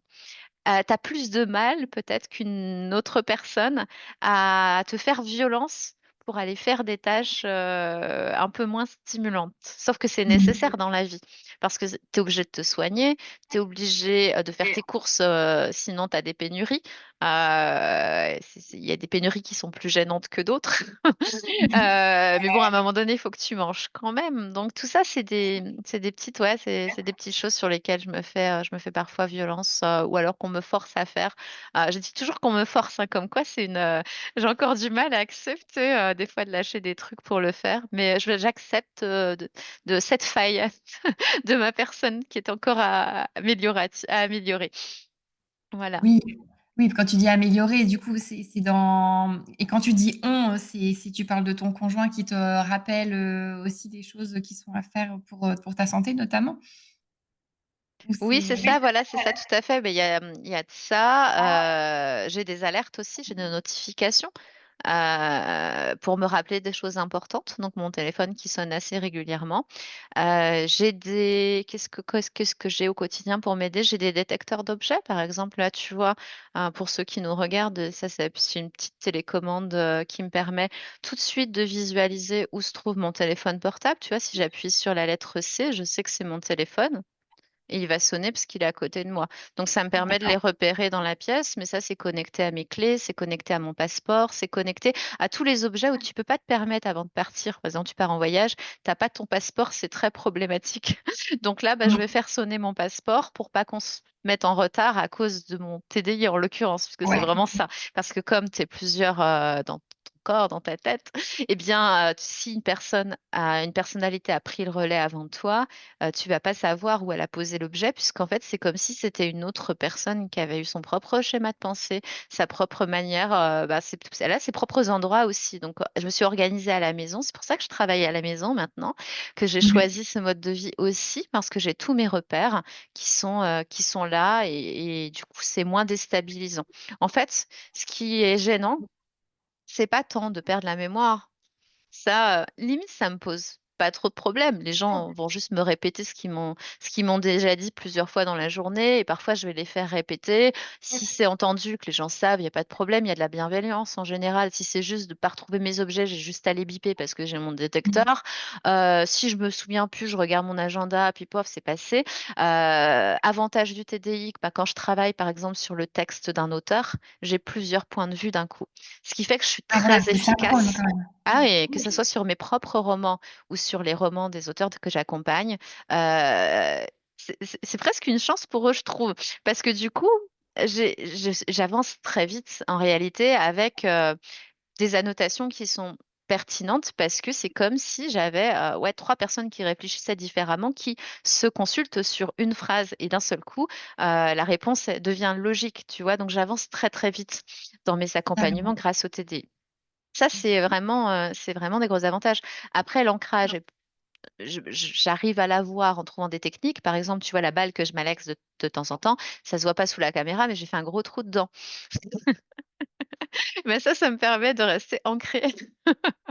Parce que voilà, Tu m'entends? J'ai l'impression que t'es figé. Ah voilà, t'étais figé une seconde, c'est oui, rigolo. voilà, on Non, s'est perdu un je te petit peu. disais, je te J'ai dit disais, le trou. ça Bah c'est oui, une ça technique permettait d'ancrage, c'est malaxer la petite balle, tu vois, que j'ai depuis tout à l'heure, et je l'ai tellement malaxée que j'ai fait un trou dedans. ouais, ouais, ouais, je vois ça. Mais je veux dire, c'est pas, ça me bouffe absolument pas la vie, mais limite, aujourd'hui, ça me gêne plus. Ça l'a été tant que je comprenais pas, parce que je pouvais pas mettre en place Mmh. des techniques pour compenser naturellement sans effort. Aujourd'hui, enfin, je perds moins mes clés que mon conjoint, parce que lui, il cherche ses clés, il a pas mon beeper. Super, Moi, oui, oui. On est dans une bonne aussi, bonne période, enfin en tout cas avec toutes les technologies, c'est facilitant alors moi, aussi, quand il cherche, je le regarde, et voilà, je suis là j'ai en mon train de me beeper. dire, bah, il lui faut un beeper, hein. Je devrais s'en inspirer. Et C'est ça. j'adore parce que tu nous as amené une anecdote, qui devance une de mes questions.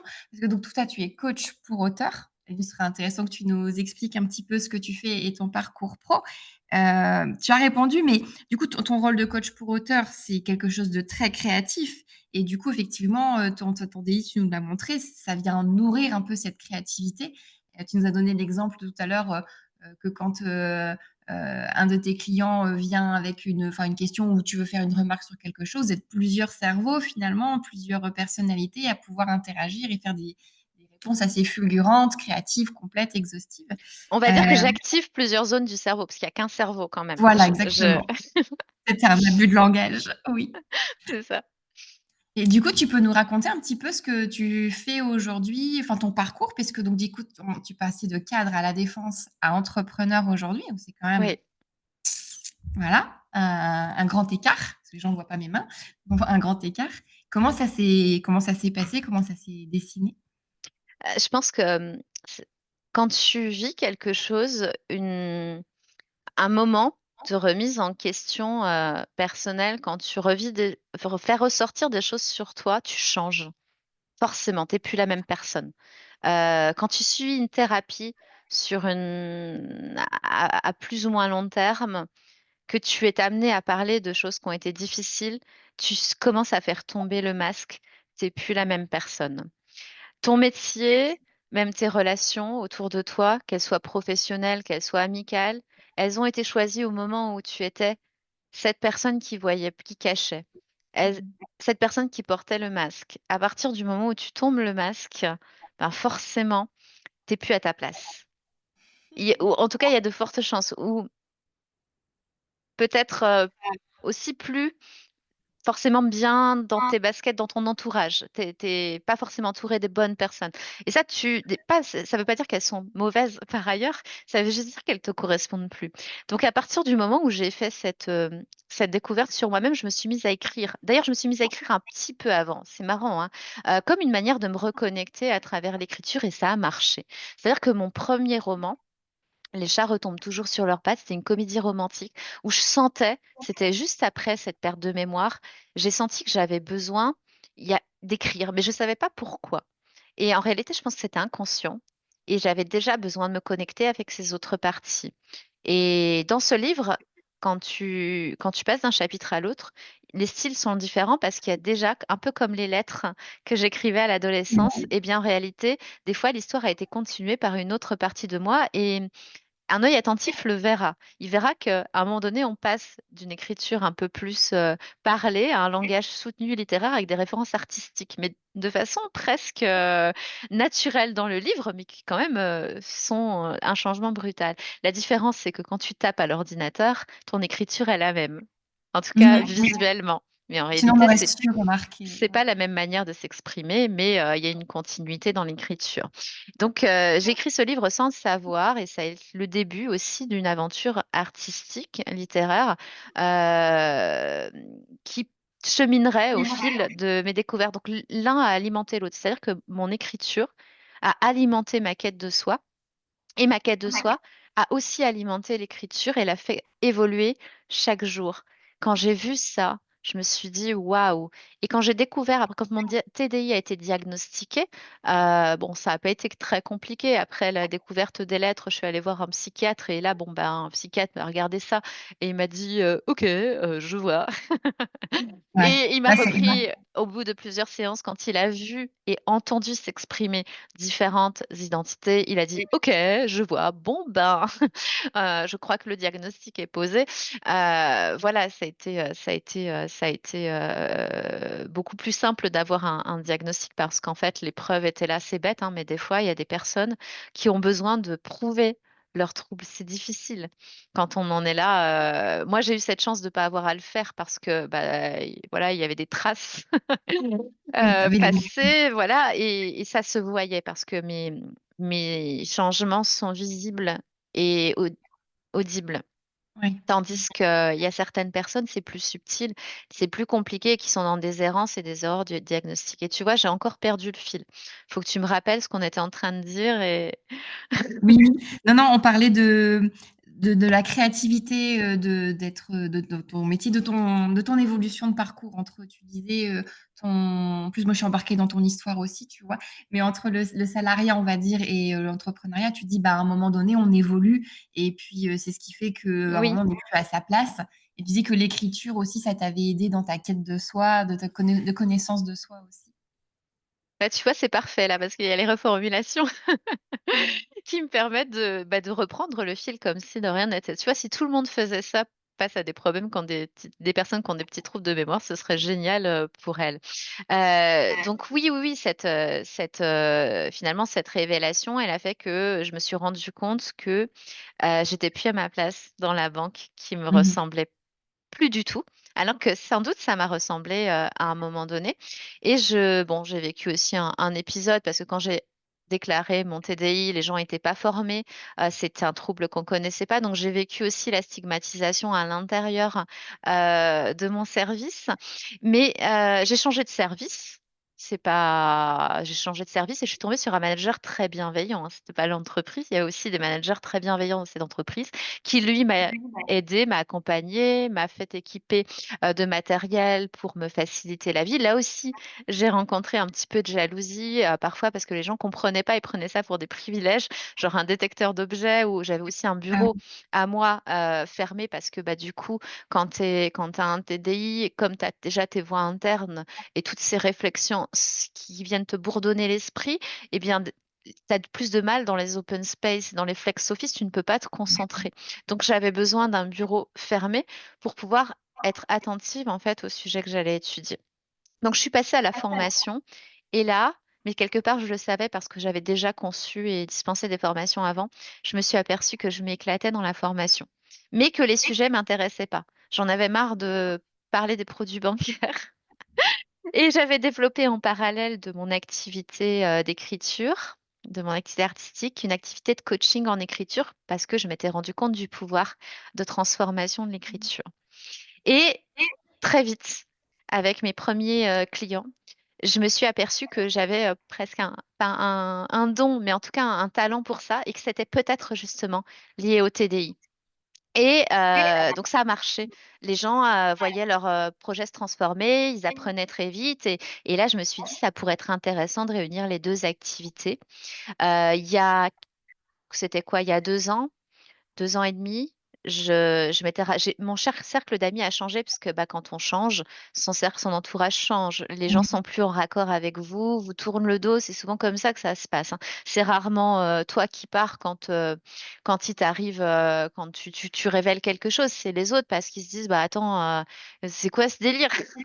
oui. Et ils s'en vont. Et toi, tu prends ça souvent pour une trahison en te disant, mais ça y est, tout le monde m'a tourné le dos. Ils étaient hypocrites quand ils étaient là. Non, quelque part, tu leur as donné une image qui était pas la même. Donc, il faut que tu acceptes aussi que ces personnes-là, ils veulent plus de toi. Bah oui, c'était des collègues, c'était pas des amis. Puis des fois, tu as des amis qui sont qui sont pas très sympas avec toi parce qu'ils comprennent pas.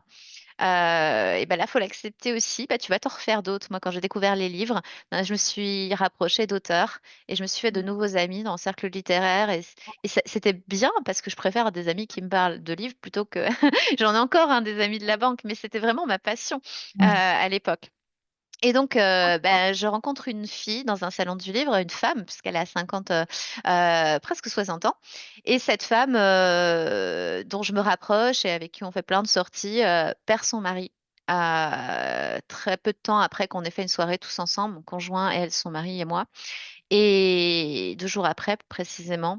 Et là, elle est biographe. Elle exerce le métier de biographe depuis plus de 15 ans. Elle est agréée à l'Association des écrivains publics de France. Et elle a des clients, voilà, de toutes parts, mais surtout des clients parisiens qui ont des carrières extraordinaires. Et je lui dis, bah, viens, je voulais monter ma boîte en lien avec l'écriture pour aider des auteurs et même des auteurs atypiques à se révéler à travers l'écriture. Et j'aimerais que tu viennes avec moi parce que je pense qu'il y a vraiment un enjeu social et humain derrière cette activité-là.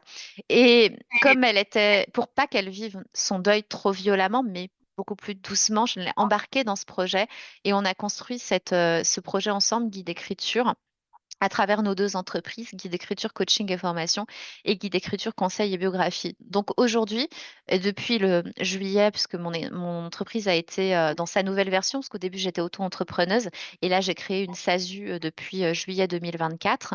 Eh bien depuis juillet 2024, ma boîte existe et je pensais ne faire que du coaching et le TDI fait que je me suis rendu compte là aussi que je me trompais sur moi-même en pensant que je ne pourrais faire qu'une activité. Donc en réalité, j'ai plusieurs casquettes sein de cette entreprise que j'ai appelée coaching et formation en rapport à l'écriture, mais en réalité, j'ai gardé cette activité de formatrice en entreprise à travers des formations en école de commerce, des formations en entreprise et aussi une activité de jury de concours voilà, de bachelor ou de master. Et je fais à côté donc du coaching en écriture. Je fais de l'écriture et de la promotion littéraire à travers aussi des dédicaces dans des magasins, dans des salons. Je suis quasiment allée tous les week-ends en dédicace. Qu'est-ce que je fais encore? Voilà, une formation auprès des écoles de commerce, on l'a dit. Des conférences. Donc, je suis conférencière et je vais me produire bientôt en conférence à Dijon. C'est une conférence sur la santé mentale organisée par l'AGFIP Bourgogne-Franche-Comté. Donc, je vais prendre un instant d'ailleurs pour donner la date. S'il y a des... Carrément. Et je mettrai toutes les dates en description, des choses qui sont utiles pour qu'on puisse te retrouver. Ouais, bah ça, cette conférence, les conférences, moi, j'aime beaucoup parce que c'est de la sensibilisation Complètement. Mmh. massive. On Ah bah touche oui, beaucoup de personnes complètement. dans une conférence. Donc, la journée de la GFIP, donc c'est dans le cadre de la SEEPH. Pour ceux qui Tout à fait. connaissent pas, c'est la Mmh. semaine de l'emploi des personnes en situation de handicap. Et cette semaine, elle permet vraiment, elle offre aux entreprises l'occasion de mettre en avant des parcours inspirants, de parler plus librement du handicap et de la santé mentale. Donc là, ma journée aura lieu le 19 novembre à Ouais. Dijon. Et c'est l'AGFIP Bourgogne-Franche-Comté qui l'organise. Donc l'AGFIP, hein, c'est l'agence qui s'occupe de renseigner, d'informer et aussi de former des personnes sur le handicap et des personnes en situation de handicap en lien avec leur parcours. Donc on parle santé au travail beaucoup. Voilà.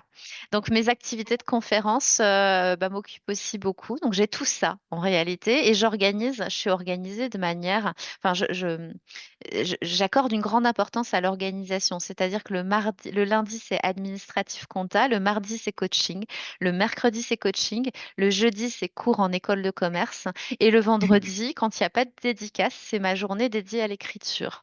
Et après, bah, samedi et dimanche, c'est soit une sortie, soit une dédicace. Pas dédicace. Ouais. En Voilà. tout cas, excellent. C'est génial. On est un peu dans tes chaussures à travers ça. Merci pour tout ce que tu nous partages. Encore une fois, on mettra aussi les liens dans tout ce qui va bien pour te retrouver.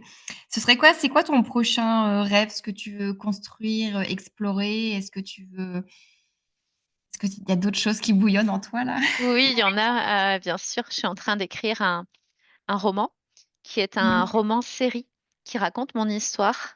Euh, je ne vais pas révéler le titre, mais pas encore, c'est encore précoce. Mais enfin, c'est un roman inspiré de la vraie histoire où voilà, je vais pouvoir faire parler absolument toutes mes facettes Mmh. dans une forme de roman-série en réalité. Je m'inspire beaucoup des séries Netflix et j'ai mon rêve justement en lien avec ce projet.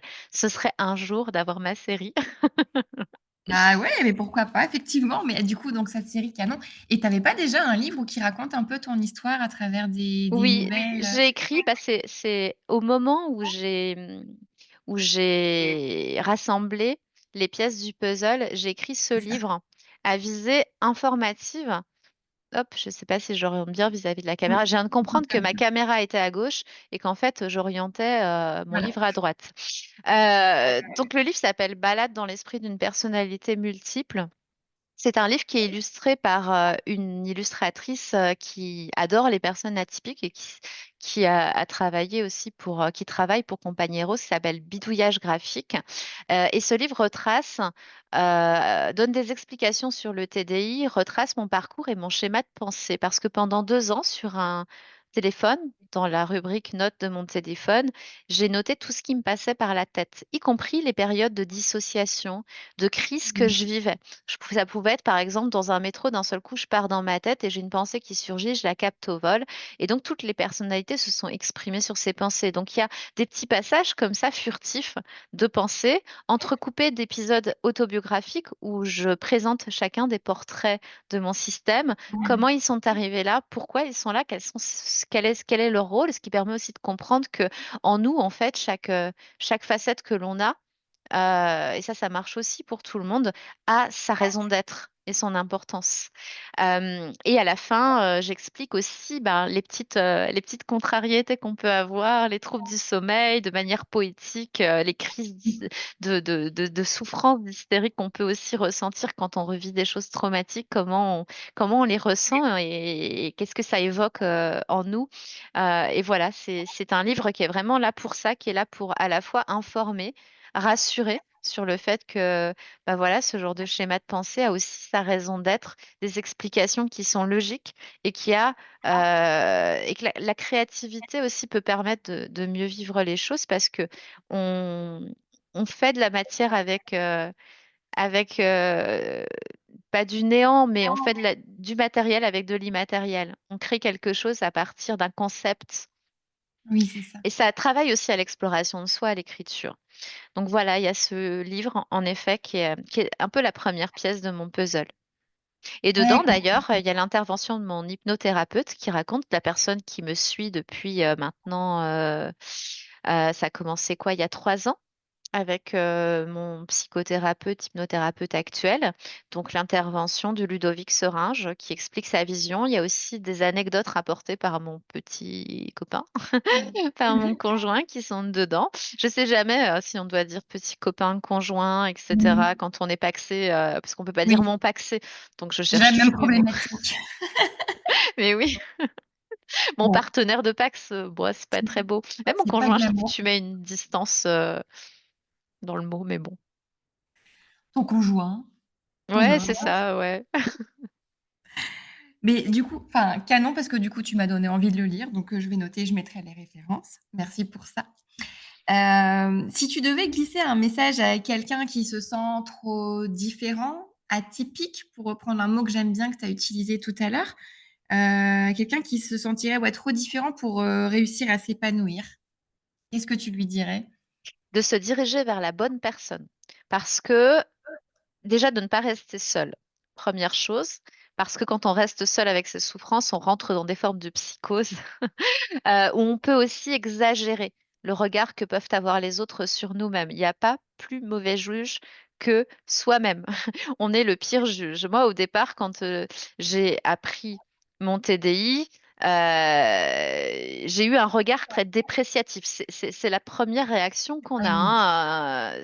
hein, et c'est difficile de lutter contre ce regard dépréciatif. Plus on reste isolé et plus on va entretenir cette vision de soi-même qui est en plus erronée. On a besoin de coachs autour de soi pour nous porter.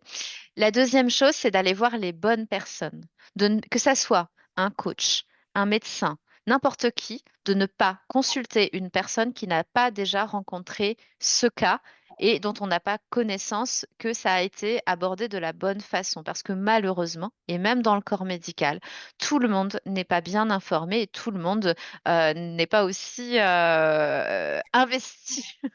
Oui, ouvert, bienveillant, bah oui, ce sont des Voilà, humains c'est avec ça. leurs failles aussi et leurs limites, de connaissances Oui, cognitives, et dans curios ce genre de perception de soi, il est nécessaire d'être face à un professionnel qui éprouve énormément d'empathie. Si je pense que les atypiques vont comprendre, on a une hypersensibilité qui fait que si on est face à une personne, c'est des petits détails des fois, genre dont on a l'impression qu'elle nous toise, qu'elle n'est pas souriante, eh bien, on va Mmh. encore moins oser parce on a besoin d'une sécurité telle, surtout au départ quand on dévoile comme ça quand, un trouble, une faille hein, qui va faire remonter toute la lave du volcan. Quand on découvre comme ça une faille sismique, ça c'est parce que je regarde The Manifest, c'est en train de c'est en train de me hanter. Je suis à fond sur la série. Donc, c'est marrant parce que le vocabulaire rejaillit aussi et les images. Mais voilà, quand on se découvre comme ça une faille, il faut. Et tu vois, là, c'est marrant parce que d'avoir parlé de la série, je sens une. Hop, je sens un passage. Alors là, tu vois, c'est rigolo parce que j'ai complètement perdu le fil de la conversation. Mais genre complètement. Pas de souci. Non, parce que du coup, tu te parlais donc déjà du manifeste, la série que tu regardais, parce que en fait, tu donnais des conseils aux personnes qui pouvaient se sentir trop différentes ou atypiques et pour réussir à s'épanouir dans la vie. Et tu disais, bah en fait, il faut qu'ils restent pas seuls, qu'ils s'entourent par les deux coachs, de thérapeutes, qui s'entourent aussi de bonnes personnes qui soient vraiment à l'écoute, empathiques et qui connaissent déjà bien le sujet. Et ça, c'était vraiment bah, tes conseils clés. Ouais, c'est ça. Et du coup, les bonnes personnes, tu vois, tu es dans une entreprise. Bah, dans une entreprise, c'est le référent handicap. Oui, Ou oui, c'est le manager, mais pas tout seul, mais le manager direct. Mais si tu vois que le manager direct, il a une attitude hostile, tu restes pas tout seul. Tu vas voir si tu peux voir la médecine du travail ou tu vas voir la RH parce qu'il n'y a pas des référents handicap partout. Et par contre, dans les écoles, c'est le cas. École, université, tu vas voir ton référent handicap. Toujours voir des personnes qui sont sensibles autour de toi. T'en parles pas à une amie. ah ouais? Non, il faut savoir aussi qu'une collègue ou un collègue n'est pas une amie. Donc, t'en parles pas à ton collègue ou à ton ami tout de suite parce que tu n'auras pas les bons mots. Tu vas lui dire n'importe quoi. Tu vas lui dire, par exemple, on t'a dit, tu vas lui dire, j'entends des voix, là, ça va pas. Et tu vas faire flipper tout le monde, alors qu'en réalité, c'est pas ça. C'est juste, écoute, j'ai des pensées qui s'enchevêtrent. Voilà, c'est ça la réalité. C'est pas des voix dans ta tête. Les voix, elles sont pas dans ma tête. C'est juste que bah, mes pensées, comme j'ai plusieurs rôles qui agissent de manière complètement dissociée, eh bien, en fait, des fois, bah, les pensées, elles se chevauchent les unes sur les autres, donc elles arrivent en Mm. même temps. C'est comme si Oui, toi, t'avais ta pensée, t'es au travail, et d'un seul coup, t'es en train de te dire, tiens, faudrait que je fasse 15 abdos plutôt que 35 parce que là, je vais monter d'un niveau, ou c'est que, alors que t'es au travail. Mais voilà, c'est ça, en fait, l'idée, en fait, tu vas voir des personnes qui vont pouvoir t'accompagner sur la meilleure manière de le présenter. Et ces oui, personnes-là, c'est c'est ça. pas forcément des personnes de ton entourage. Oui, c'est ça. Quand tu dis, tu auras pas forcément les mots, c'est pas en face, c'est déjà toi, qu'est-ce que tu vas pouvoir en dire et du coup, si tu le dis mal, bah, tu auras le retour, qui sera, Mais oui, parce que aussi mal adapté en face. dans Ouais. un message, il y a un émetteur, un récepteur, c'est les bases de la communication. Et quand le message, voilà, il est mal émis, il est mal reçu.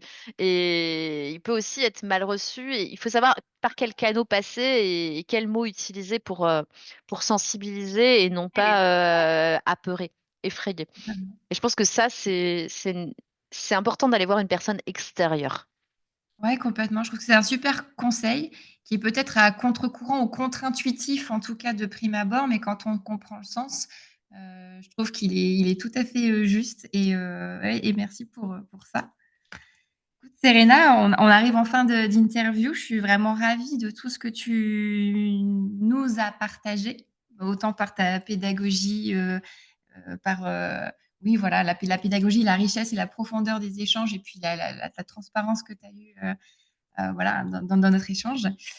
Comment tu te sens, toi, à la fin de Ben, cet entretien? j'ai l'impression, du coup, comme tu vois, j'ai eu un changement d'état il y a quoi? Il y a 3 minutes. J'ai l'impression d'avoir vécu que 5 minutes de Ah, podcast. Du voilà. coup, je suis hyper frustrée.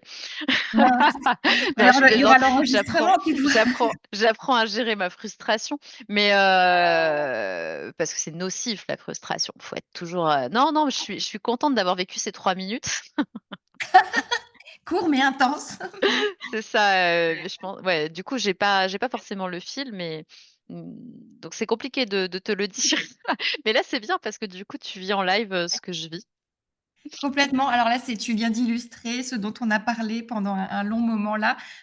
Je partage de la frustration que tu ressens et voilà, je la porte dans mon cœur. Voilà, pourra réécouter l'échange et tu pourras te renourrir de tout ça. En Bah tout ouais, cas, parce que tu peux pas multiplier le nombre de podcasts par le nombre d'haltères, sinon on y est encore ce soir.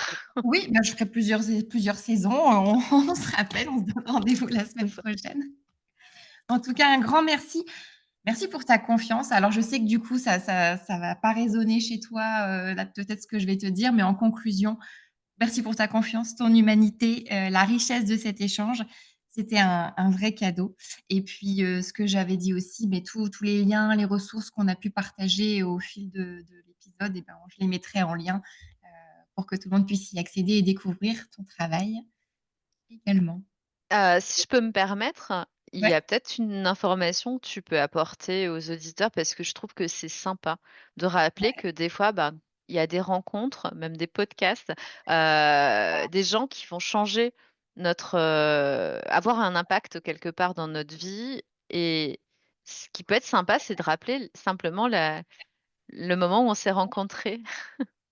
oui. Parce que ça explique le pourquoi on est en podcast aujourd'hui et parce que toute rencontre a quelque part un peu sa magie. Mais carrément et je pense qu'on l'a fait en off, mais je suis pas certaine de l'avoir mis dans l'enregistrement. Alors je vais le faire et effectivement, et voilà, je vais reprendre du début parce que j'ai plein de choses qui me viennent à l'esprit. Moi, je t'avais rencontré en conférence, parce que tu dis que tu donnes des conférences et je pense que c'était ta toute première. Tu étais intervenue dans une entreprise dans laquelle j'étais salariée à l'époque et je pense que ça remonte à 1 an ou 2023. 2, 2023, voilà, et dans laquelle tu es intervenue pour la première fois pour raconter ton parcours. C'était dans le cadre d'une semaine sur, l'inclusion ou je sais plus C'était exactement. aussi la SEPH. Mes C'était la conférences ont beaucoup SEPH? lieu pendant cette semaine de Ah, novembre parce qu'elles voilà, s'y prêtent. c'est ça et du coup, tu étais intervenue là-dessus, sur ton parcours. Écoute, j'avais jamais vu un amphithéâtre aussi calme, avec les laptops refermés, les gens comme ça à t'écouter. Tu avais happé un public, vraiment, c'était bien plus, happant que les chiffres trimestriels qu'on avait l'habitude d'avoir. Et vraiment, j'avais eu, bah, déjà un coup de cœur, bah, pour, bah, la toi, dans ton entièreté, et tout ton parcours. J'ai eu l'occasion de découvrir aussi tes livres après, parce que du coup, on a pu avoir un temps d'échange post-conférence, à la sortie de l'amphi et vraiment j'ai raconté ton parcours après à tout mon entourage tellement j'étais mais, enfin ça m'avait vraiment beaucoup touchée et j'avais besoin de le partager à mon entourage. Donc voilà, j'avais un enthousiasme assez débordant, suite à ton intervention. Donc voilà, ça, je te partage mes émotions et après, je pense que je t'ai suivi sur les réseaux sociaux et quand j'ai lancé mon podcast, c'est toi qui es venu à moi. Je pensais que c'est moi qui te suivais, mais je ne savais pas qu'il y avait la réciproque et on s'était dit: «Bah, attends, un podcast sur l'équilibre de vie et la santé mentale en particulier, moi, j'ai bien envie de prendre la parole» et là, je me suis dit: «Mais tu étais déjà dans ma liste, j'allais finir par te demander de participer et tu prends les devants. Donc moi, j'étais tellement honorée de ça que vraiment, voilà, c'est pour ça que j'avais très à cœur de faire cet épisode et j'avais, bah, la pression qui allait avec, même si je doutais pas qu'on allait passer un bon moment ensemble. Mais ouais, mais je trouve ça important de le souligner parce que ça fait écho aussi à ton parcours. Donc, tu Mmh. pas fait ce podcast comme ça parce que tu t'es dit: «Tiens, Non, lui quoi, t'es coach et tu as décidé de te diriger vers, pour accompagner des personnes atypiques». C'est complètement. fort quand même comme, moi ça me touche forcément parce que, bah, les personnes justement dont je parlais, et ça a pas été calculé comme ça, hein, ce podcast, mais je le pense intimement, bah, une personne pourrait tout à fait, par exemple, se diriger vers toi. Oui, bah, voilà, tout à fait et après, sans connaissance, je pense que comme tu dis, je pense que la bienveillance et l'écoute, c'est les ingrédients de base et qu'à partir de là, c'est vrai que c'est bien de connaître les troubles, mais après en coaching, moi je suis pas psychologue, mais déjà d'essayer de l'empathie, la juste empathie, l'écoute et la bienveillance, je pense qu'on peut déjà aller bien loin Oui, avec parce ça. que toutes les personnes sont pas prêtes à aller voir un psychologue, attention. Il y a une étape à franchir et toi, tu peux très bien une personne comme toi peut très bien faire la transition. Mmh. Parce que tu pas le la blouse, même si psychologue n'est pas un médecin à proprement parler, c'est quand même un docteur, on dit docteur en psychologie. Mmh. Enfin, voilà, tu n'as pas cette connotation médicale, et parfois, il y a des gens, ils ont besoin de temps avant, de franchir cette étape parce que ça leur fait peur. Encore une fois, comme je l'expliquais tout à l'heure, à des échos donc bah, voilà, cet intermédiaire est très, très important. Ouais, complètement et c'est intéressant de l'entendre aussi sous ce prisme-là, c'est très juste. Chouette. Merci une nouvelle fois, Serena pour, tout ça. On voilà, on se quitte là-dessus, mais je sais qu'on rééchangera par ailleurs parce que j'adore suivre ton actualité, donc voilà. Bah, je te dis à très bientôt.